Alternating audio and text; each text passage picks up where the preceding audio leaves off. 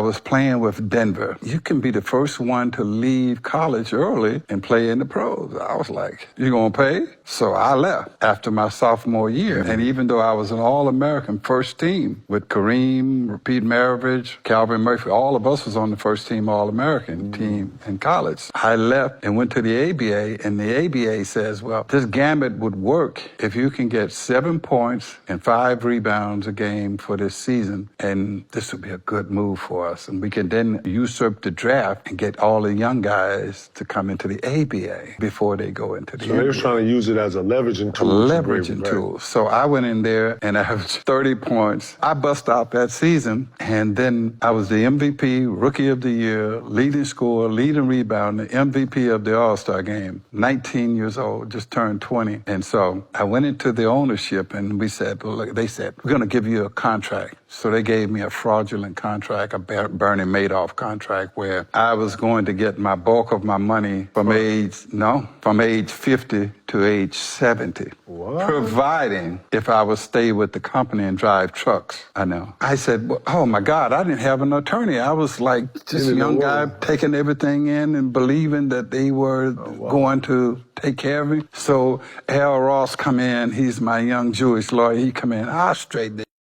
You know, I got this. So we go into the office with the owners of the team, who are these truckers, the Denver Rockets, who are Rocket Service, which is the Denver Nuggets today. So we go in and we sit down and we're like, yeah, we like to straighten this contract up and we like to do this. So the owner sit there and he looked at us and he said, I tell you what I want you two sons to do. Spencer, you take out of here and take that Jewish lawyer with you. Get out of my office. You can't go back to college because you're ineligible. You can't go to the NBA because you're underclassmen, so you're stuck with me. This is to Mr. Storm. This what he said to you. No, that Mr. Storm, Hannah Storm's dad, he was the agent who put us all together. This was J.W. Ringsby, who owned the Denver Rockets, and he owned a franchise here. So then Sam Schulman, who owned the Seattle Supersonics, and Jerry Colangelo, who owned the Phoenix Suns, they had the idea, we're going to, because the ABA was raiding the NBA with players, so he said,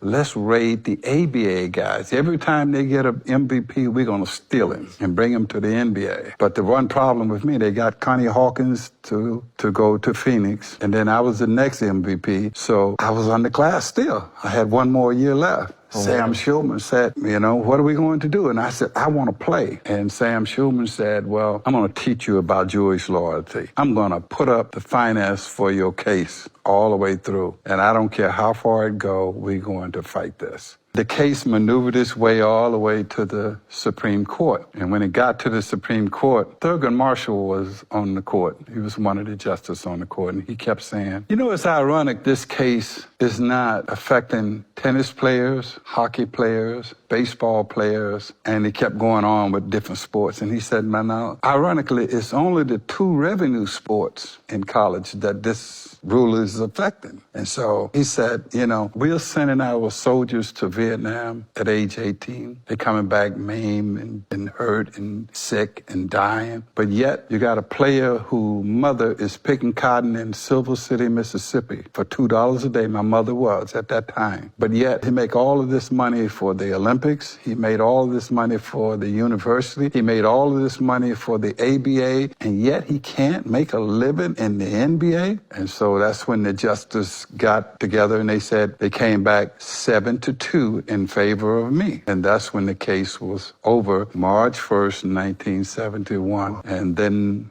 the next round was, let's go play.